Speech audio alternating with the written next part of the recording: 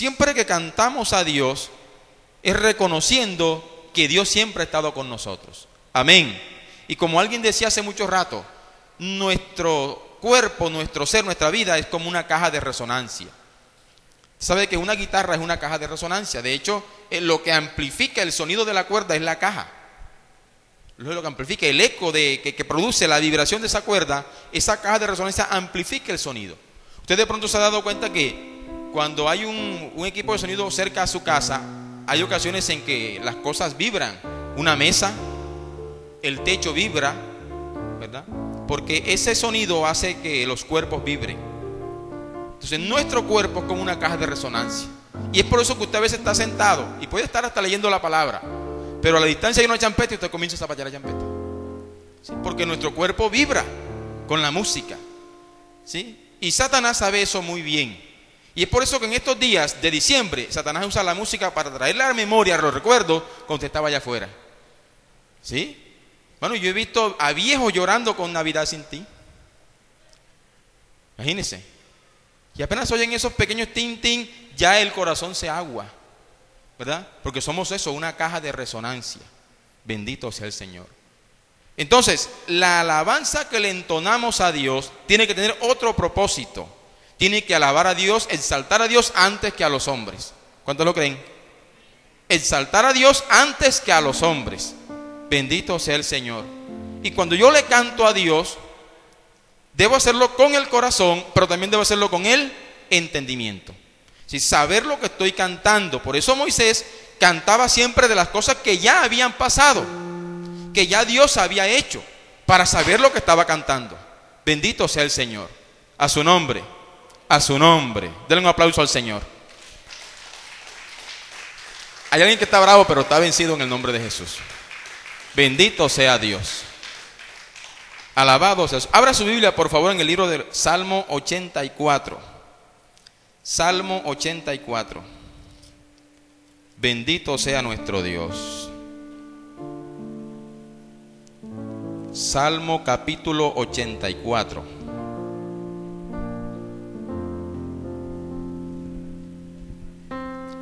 Amén. Vamos a leerlo en el nombre del Padre, y del Hijo, y del Espíritu Santo. Dice: cuán amables son tus moradas, oh Jehová de los ejércitos. Anhela mi alma y aún ardientemente desea los atrios de Jehová. Mi corazón y mi carne cantan al Dios vivo.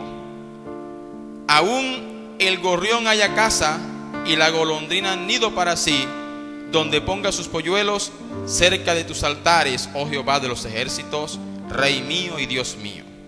Bienaventurados los que habitan en tu casa, perpetuamente te alabarán. Bienaventurado el hombre que tiene en ti sus fuerzas, en cuyo corazón están tus caminos.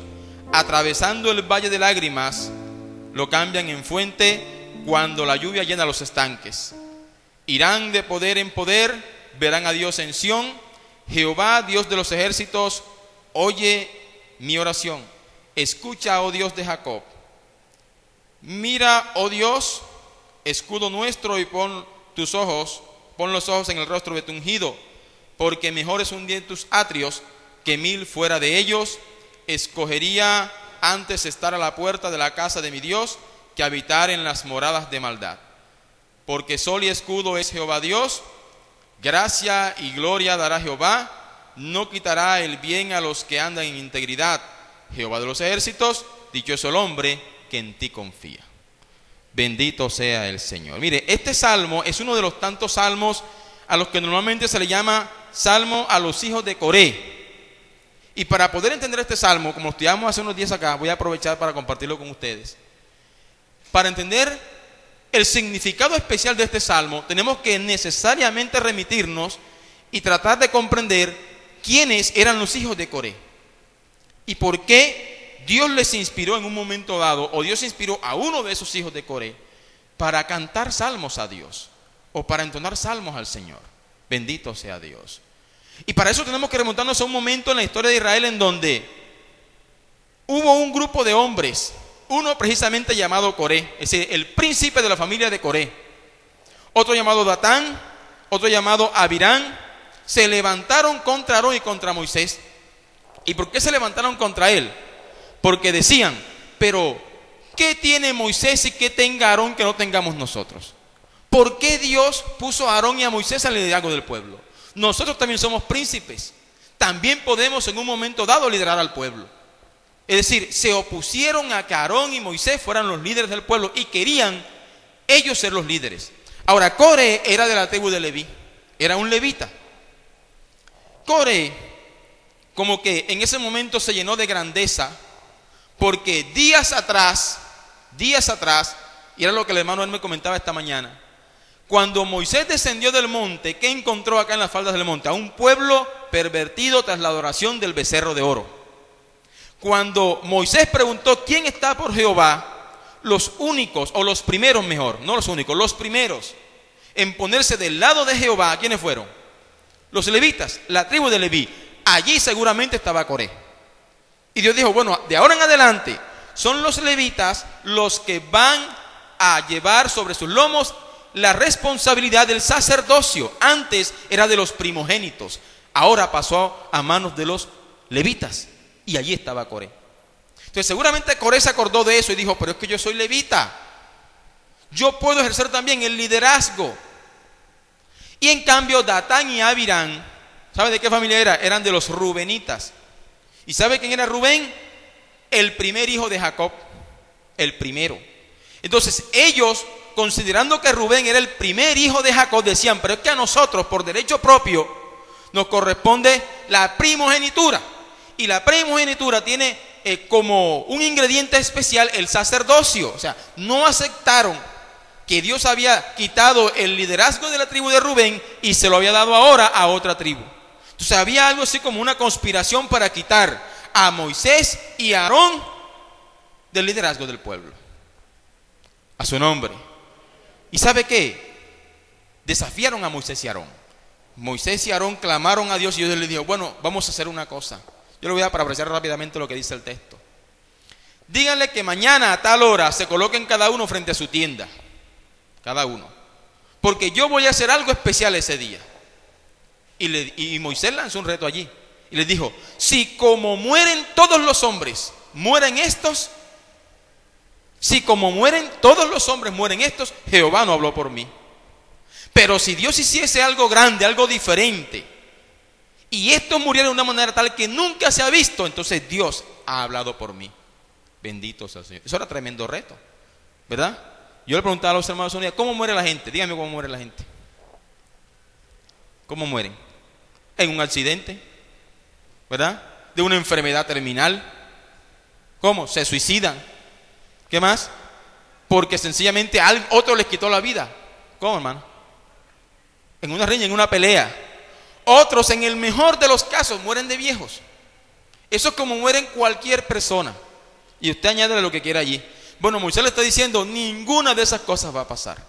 Y al día siguiente, a la hora que Dios le dijo, a la hora que Moisés lo citó, ahí estaban. Cada uno con su tienda, con su familia. Bendito sea Dios. Y cuando Moisés hubo orado a Dios y hubo expresado todas estas palabras, dice la Biblia que la tierra se abrió. Se abrió. Y Coré, Datán, Abirán, y dice más adelante que lo vamos a leer, 250 hombres con ellos cayeron y fueron vivos al Seol. O sea, eso fue algo sin precedente en la historia de la humanidad. Nunca antes había pasado eso, y creo que nunca después de eso ha pasado algo similar. Tuvieron una muerte horrible, porque cayeron vivos al Seol, sus cuerpos se desintegraron por el fuego, pero sus almas quedaron automáticamente condenadas en el infierno. Eso fue tremendo reto. Pero mire, hay algo que quiero resaltar aquí, porque a veces decimos, bueno, y de la Biblia lo dice que todos los que estaban con Coré, Datán y Abirán perecieron, y eso es verdad, todos los que estaban con él o con ellos, pero hubo unos personajes que se apartaron, supieron hacer lo suyo, y que no estuvieron con Coré. Bendito sea el Señor. Busque por favor Números, capítulo 16. Números capítulo 16. Bendito sea el Señor. No veo.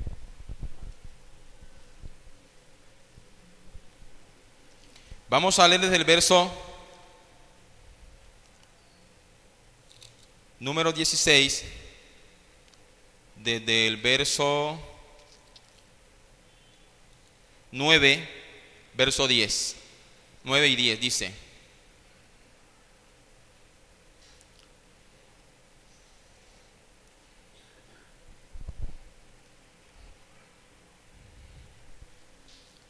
perdón, es número 26.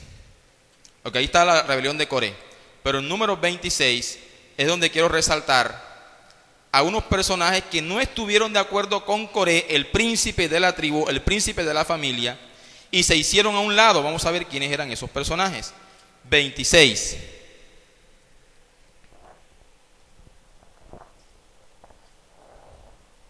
Dice versículo 9: y los hijos de Eliab, Nemuel, Datán y Abirán, estos, Datán y Abirán, fueron los del consejo de la congregación que se rebelaron contra Moisés y Aarón con el grupo de Coré, cuando se rebelaron contra Jehová. Y la tierra abrió su boca y los tragó a ellos y a Coré, cuando aquel grupo murió, cuando consumió el fuego a 250 varones para servir de escarmiento. Pero miren lo que dice el versículo 11: mas los hijos de Coré, ¿qué pasó? No murieron. Es decir, que los mismos hijos de este hombre no estuvieron con Coré. Esto es admirable. ¿Sabe por qué? Porque normalmente en aquella época un hijo hacía lo que su padre hacía, y por donde el padre metía la cabeza, por allí se iban los hijos, fuera malo, fuera bueno. Pero estos hijos de Coré, seguramente cuando Moisés hizo el llamado, bueno, colóquense aquí los que están en contra nuestra, y seguramente los hijos de Coré, aunque el papá estaba allí, dijeron: no, nosotros no vamos para allá, y se hicieron a un lado. Sí, cuando la tierra se abrió y se los tragó, ellos se salvaron, ellos sobrevivieron. Y mire, y de esos hijos de Coré, Dios levantó una descendencia que posteriormente la puso a cumplir oficios importantes en la obra del tabernáculo. Cuando Moisés erigió el tabernáculo, a algunos hijos de Coré, a unos los puso en el canto, en la alabanza, y a otros los puso como porteros, o sea, como ujieres. Y tenían la labor especial, los del cántico, de entonar cánticos exclusivamente para Jehová, para Dios, cuando se iba a ministrar el culto. Y los que estaban como porteros tenían la responsabilidad de custodiar alrededor del tabernáculo, a fin de que ningún hombre que no fuera levita entrara al tabernáculo. Mira la tarea importante, para que ninguna cosa inmunda entrara. Así que, mi querido hermano, usted que es ujier, tiene una tarea importante que cumplir. Dios le ha dado autoridad para que ninguna cosa inmunda entre a la iglesia. Y yo he dicho en muchas ocasiones, si aquí, por ejemplo, llega un borracho y el borracho quiere sabotear el culto, el ujier tiene toda la autoridad de Dios para sacarlo y para impedirle la entrada. ¿A la fuerza? Sí, a la fuerza. Ahora, si puede persuadirlo con palabras, mucho mejor. Pero si no hay de otra, tiene toda la autoridad de arriba para sacarlo, porque ninguna cosa inmunda puede profanar el templo y nadie puede llegar a sabotear las cosas de Dios. Entonces Dios le puso una tarea importantísima a esos hijos de Coré. Y vamos a mirar algunos ejemplos. Bendito sea Dios. En el primer libro de Crónicas, capítulo 6, primer libro de Crónicas, capítulo 6,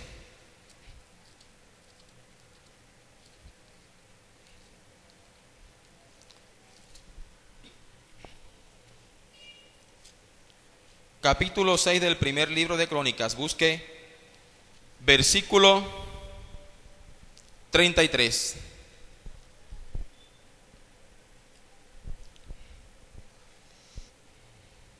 Mire que tiene un título arriba del versículo 31 que dice: cantores del templo nombrados por David.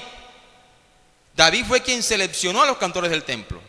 David, el dulce cantor de Israel. Yo creo y he leído comentarios que dicen que ha sido el más grande cantor en toda la historia de la humanidad. Él sabía a quiénes podía escoger, a quiénes podía seleccionar para ministrar alabanza. Tenía que ser personas que supieran de alabanza, que supieran del canto. Y seguramente hizo algo así como una audición, o seguramente en muchas ocasiones los escuchó cantar y dijo: tú sirves, tú no sirves para eso. Tú sí, tú no. ¿Tú sí? Y fue haciendo una selección de cantores. ¿Cuál era el propósito de David? Hacer todo un listado de cantores, porque él sabía que su hijo Salomón era quien iba a edificar el templo, y él quería no solamente dejarle a Salomón el diseño y los materiales del templo, sino dejarle también el listado de las personas que iban a ministrar en el templo. O sea que Salomón no tenía ninguna excusa para haber colocado allí un cantor que no era de los levitas o que no era seleccionado para esa función. Y dentro de esos cantores, en el versículo 33 se menciona a alguien. Dice: estos pues con sus hijos ayudaban. 33, sí. Estos pues con sus hijos ayudaban, dice, de los hijos de Coat, el cantor Emán, hijo de Joel, hijo de Samuel, hijo de Elcana, hijo de Jeroán, hijo de Hiel, hijo de Toa. Y ahí comienza a seguir, y vi de que en el versículo 37 dice: hijo de Tabat, hijo de Asir. ¿Quién es el abogado entonces?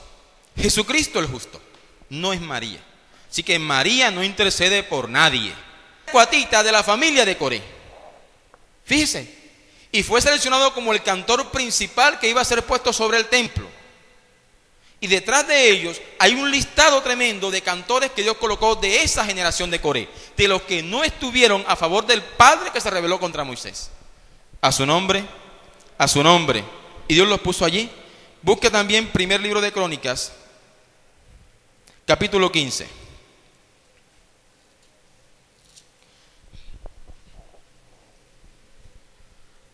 Verso 17 en adelante dice.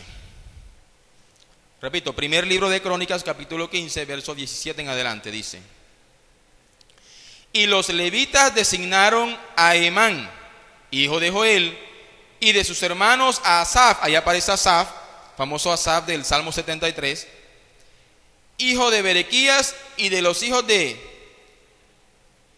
Merari, y de sus hermanos Etán, hijo de Cusaías, y con ellos a sus hermanos del segundo orden, a Zacarías, Jaasiel, Semiramot, Jehiel.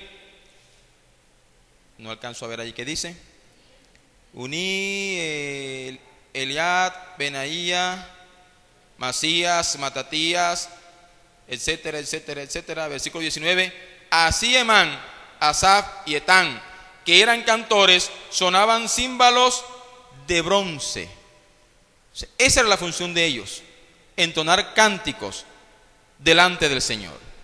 Y mire, en el mismo primer libro de Crónicas, capítulo 9, ahora nos habla del otro grupo, de los que no eran cantores, sino que se dedicaban a la otra tarea.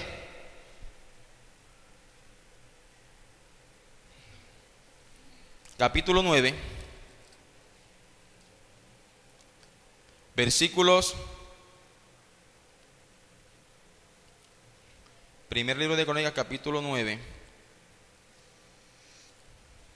versículos 18 y 19. Dice: hasta ahora, entre las cuadrillas de los hijos de Leví, han sido estos los porteros en la puerta del rey que está al oriente. Salún, hijo de ¿quién? De Coré, hijo de Ebiasaf, hijo de Coré y de sus hermanos, los coreitas, por la casa de su padre, tuvieron a su cargo la obra del ministerio, guardando las puertas del tabernáculo, como sus padres guardaron la entrada del campamento de Jehová. Entonces, ¿qué tal tienen? Eran porteros, eran ujieres. Bendito sea el Señor.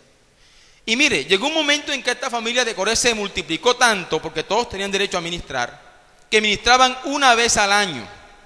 Algunos esperaban ministrar una semana, vamos a suponer de lunes a viernes o de lunes a sábado, y ministraban una semana, y luego que salían en turno tenían que esperar un año más para ministrar, porque había mucha gente y todos no podían ministrar al mismo tiempo, se turnaban. Hasta David, Salomón, hicieron un listado especial en donde por familias iban una vez al mes a ministrar en el templo.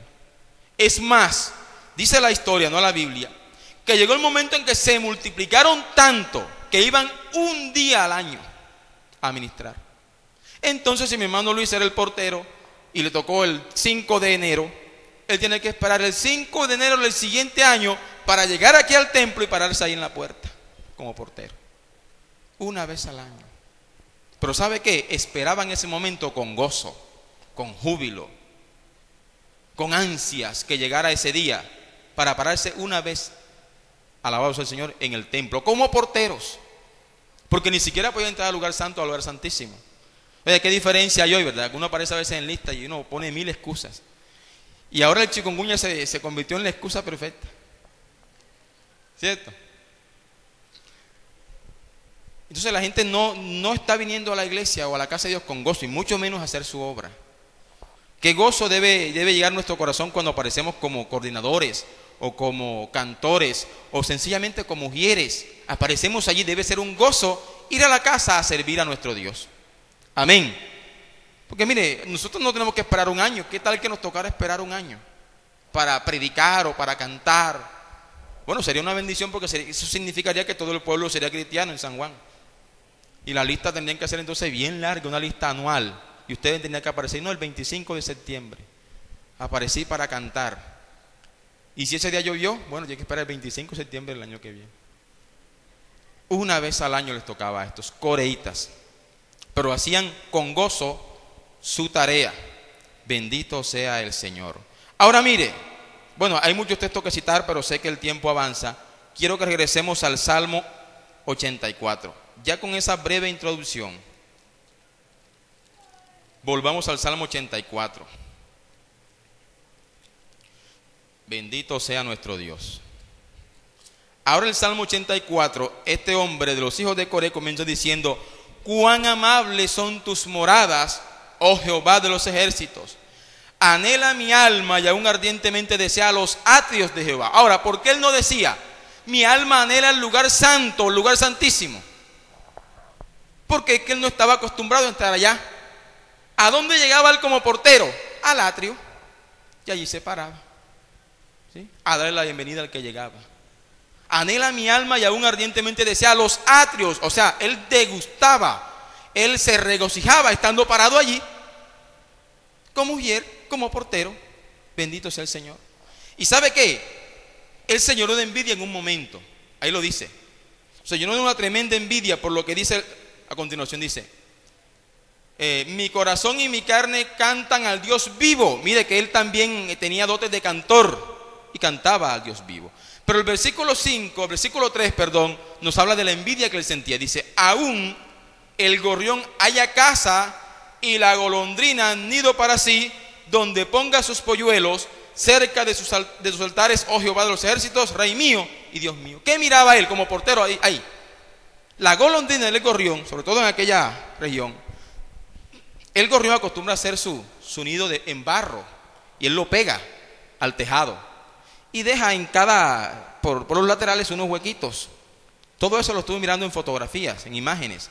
Yo tuve que estudiar qué era el gorrión, qué era la golondrina. Y son aves migratorias, es decir, ellos cambian de lugar en diferentes estaciones del año buscando mejores condiciones de vida, buscando alimento, buscando de pronto refugio contra el frío, qué sé yo. Pero cuando estaban allí en el templo, hacían los salares del templo, en el techo, hacían sus nidos. Entonces, cuando el gorrión abandonaba el nido temporalmente, venía la golondrina, que es oportunista, y se apoderaba de ese nido y lo amoblaba. Se quitaba el plumaje de sí y le colocaba, vea, decoración. Y por fuera le colocaba pajilla. Entonces, él miraba el gorrión y miraba a la golondrina haciendo nido en el techo de la casa de Jehová, y decía: cuánta envidia me da. Ellos viven aquí, yo tengo que irme ahorita, que tengo que dejar mi turno. Aún el gorrión haya casa y la golondrina nido para sí, donde ponga su puño, cerca de tus altares. O sea, él anhelaba estar cerca al altar del Señor, en la casa de Jehová. Ese debe ser el anhelo de todo cristiano, venir aquí. Mire, el mejor momento del día para un cristiano debe ser cuando está en la casa del Señor. El día que no hay culto es un día diferente, porque no hemos llegado a la casa del Señor. Pero el miércoles o el jueves o el viernes o el día que usted pueda acercarse a la casa de Dios, debe ser ese momento, la hora y media, el mejor momento del día, estar en la casa del Señor. Amén. Prendan un aplauso al Señor.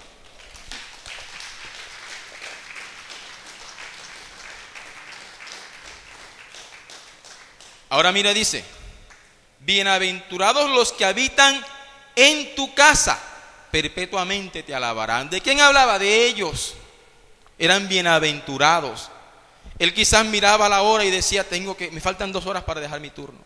Me falta media hora, me faltan 5 minutos, se me acabó. Y quizás se despedía del templo y miraba y el gorrión se queda allí. Y la golondrina se queda allí. Qué envidia le daba. ¿Sí? Y él se iba. Y miren lo que declara más adelante. Mire. Bienaventurado el hombre que tiene en ti sus fuerzas, en cuyo corazón están tus caminos. Ahora mire lo que dice el versículo 6. Atravesando el valle de lágrimas. Es decir, él está declarando allí un momento doloroso que era para él el tener que alejarse de la casa de Jehová. ¿Y para dónde creen que iba él? Iba para su casa, a ver a su esposa, a ver a sus hijos, a ver a sus ganados, sus tierras. Pero para él era motivo de dolor tener que quitarse de allí, de su puesto, e irse para su casa. Atravesando el valle de lágrimas. Pero tenía una esperanza. ¿Cuál es la esperanza de aquel que cultiva y está en verano? ¿Cuál es la esperanza? La lluvia. ¿Cierto? Esa es la esperanza. Él tenía la esperanza de que pasado un año iba a regresar allí otra vez. ¿Sí? Atravesando, dice, atravesando el valle de lágrimas, lo cambian en fuente. ¿Cuándo? Cuando la lluvia llena los estanques. Así como el agricultor se regocija cuando cae la lluvia, así el levita, así el ujier, así el cantor, así el predicador se regocija cuando llega a la casa del Señor.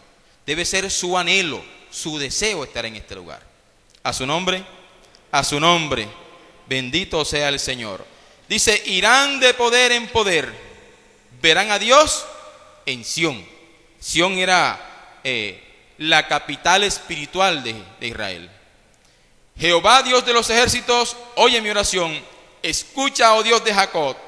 Mira, oh Dios, escudo nuestro, y pon los ojos en el rostro de tu ungido, porque mejor es un día en tus atrios. Mira, ahí está la declaración. Mejor es un día, o sea, el día que él pasaba allí, para él era lo mejor que le pasaba en el año. Porque mejor es un día en tus atrios que 1000 fuera de ellos. ¿Cuánto pasaba él fuera de los atrios? Muchos días. Pero el día que él llegaba allí, para él era el mejor día de la vida. Bendito sea el Señor, a su nombre. Por eso dice, escogería antes. ¿Estar dónde? Estar a la puerta de la casa de mi Dios, que habitar en las moradas de maldad. Amén. A su nombre, porque sol y escudo es Jehová Dios, gracia y gloria dará Jehová, no quitará el bien a los que andan en integridad. Jehová de los ejércitos, dichoso el hombre que en ti confía. Esa es la declaración de un hombre devoto de Dios. Amén. Que anhelaba la casa del Señor. Por eso decía esta mañana o esta tarde, los títulos no son inspirados por Dios. Bueno, por lo menos no en el original de la Biblia. Pero creemos que a alguien usó Dios para colocarles títulos tan dicientes de los pasajes. Anhelo por la casa de Dios. Eso es un título que recoge lo que dice el Salmo. Amén. A su nombre. Así que mi hermano, a partir de hoy, ojalá, cuando lleguemos a la casa del Señor, lo hagamos con gozo, con alegría. Y que cuando me toque coordinar, venga a coordinar con gozo. Mire, hermano, así no lo haga muy bien, coordine con gozo. Así no cante muy bien, cante con gozo. Así no predique muy bien, predique lo que Dios le dé y hágalo con gozo. Amén. Pero que sea un anhelo estar en este lugar. A su nombre. Emán y los hijos de Coré cantaban a Dios. Hay un salmo que dice, yo me alegré con los que me decían, a la casa de Jehová iremos. Y de hecho lo convertimos nosotros en un cántico también que lo entonamos muchas veces. ¿Y sabe a qué se debe eso? A que en muchas ocasiones, cuando el salmista iba para la casa de Dios, tenía que subir unas escaleras, unas escalinatas. Y a veces llegaba aquí a este escalón y se encontraba con alguno acá. ¿Y para dónde vas tú? Vamos por el templo. ¿Y tú para dónde vas? Y se reunían, vamos para el templo. Y para él era motivo de gozo que mucha gente fuera para el templo. Y se llama, ahí aparece en la Biblia como salmo gradual, porque era cantado cuando él iba subiendo las gradas del templo. Yo me alegré con los que me decían, a la casa de Jehová iremos. O sea, gradualmente iban entonando el cántico. A su nombre. Entonces, hermano, fíjese lo devotos que eran estos hombres de Dios. Bendito sea el Señor. Lo que más le importaba a un judío promedio era el templo. Era lo que más le importaba. Por eso Dios, cuando quiso humillarlo, ¿sabe qué le destruyó? El templo. Amén. Por eso cuando Nehemías vino y quiso restaurar al templo, al pueblo, ¿qué fue lo primero que reedificó? El templo. Ahí estaba la vida espiritual. Todo judío quería subir al templo. A su nombre. ¿Por qué Jesús cuando fue al templo, qué fue lo primero que hizo? Lo limpió. Porque él mismo dijo, el celo de tu casa me consume. A su nombre. Era un anhelo para el mismo Jesús subir al templo. A su nombre, a su nombre, a su nombre. Y resaltamos también el ejemplo que nos dio Jesús. Cuando Jesús tenía 12 años se le perdió a sus padres. ¿Recuerda esa historia? Sus padres lo buscaron, creo que duró 2 días perdido. ¿Dónde lo encontraron? En el templo. No solamente escuchando, predicando. ¿Y sabe por qué? A José y a María se les había olvidado algo importante. Un niño varón a los 12 años era evaluado por los sumos sacerdotes, por los principales del pueblo. ¿En qué eran evaluados? En el conocimiento de la ley. Un niño a los 12 años debía haber memorizado desde Génesis 1:1 hasta el último versículo de Deuteronomio. Los 5 primeros libros. Y recitarlos sin equivocarse.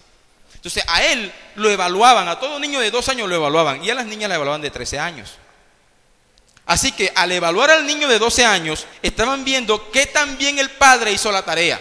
Si le enseñó o no la Torá a su hijo. Y además de memorizarla, le hacían preguntas para ver si respondía conforme a la ley.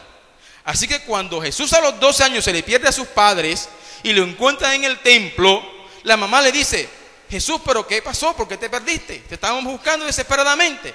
Y él le responde, ¿ustedes no sabían que en los negocios de mi padre me es necesario estar? Porque él sí se acordaba que a los 12 años tenía que estar allí siendo evaluado y a ellos se les había olvidado. Fíjese, anhelo por la casa de Dios. Y era 12 añitos lo que tenía. A su nombre, a su nombre. Así que hay motivos para cantar a Dios, para alabar. Brinde un aplauso al Señor en este día.